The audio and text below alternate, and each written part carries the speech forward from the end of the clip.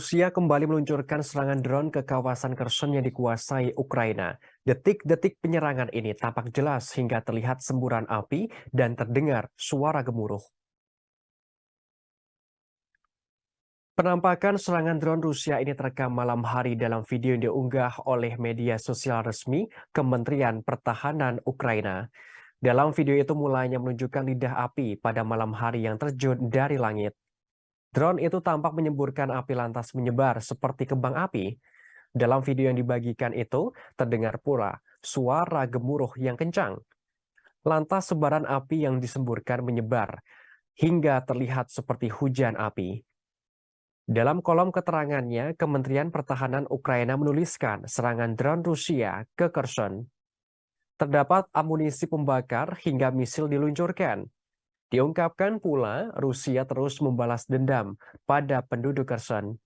Ukraina yakin kota itu tidak akan pernah menjadi Rusia. Sebagaimana diketahui sebelumnya, serangan Rusia ke Kherson terjadi pada Rabu 28 Desember. Pemerintah Ukraina mengungkapkan serangan Rusia di Kherson untuk menargetkan warga sipil. Rusia terus melancarkan serangan bak membuat neraka di Ukraina. Ukraina menilai serangan itu sebenarnya menargetkan warga sipil di Kherson. Angkatan bersenjata Ukraina melaporkan 33 rudal ditembakkan ke arah Kherson.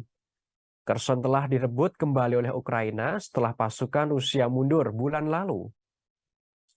Militer Ukraina juga melaporkan pertempuran juga terjadi di sekitar kota Bakhmut dan daerah-daerah lain di kawasan Donbas, Ukraina Timur. Namun di sisi lain, Rusia membantah menargetkan warga sipil di Ukraina. Rusia telah bertekad bulat untuk mencapai tujuannya di Ukraina. Kini serangan terus digencarkan di 4 wilayah caplokan hasil referendum yang dikuasai sepenuhnya. Menteri Luar Negeri Rusia Sergei Lavrov memberikan penjelasan. Ia mengatakan Rusia akan menang berkat ketekunan, kesabaran, dan tekad. Pihaknya akan mempertahankan tujuan mulia yang vital bagi rakyat dan negara Rusia. Tak hanya itu, Lavrov menegaskan kembali sikap Rusia untuk melanjutkan pembicaraan damai. Namun Ukraina harus mengakui wilayah Ukraina yang dicaplok oleh Rusia.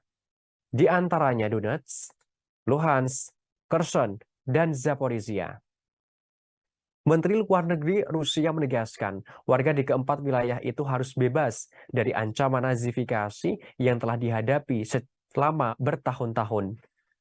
Menteri Luar Negeri Rusia juga menegaskan pula konflik bisa selesai jika Ukraina mengakui 4 wilayah yang dianeksasi Rusia. Sergei Lavrov mengancam Ukraina bahwa tentara Rusia akan memutuskan masalah ini jika tidak menuruti permintaan itu. Sementara itu, Ukraina telah mengesampingkan penyerahan tanah apapun ke Rusia dengan imbalan perdamaian. Ukraina secara terbuka menuntut Rusia melepaskan semua wilayahnya.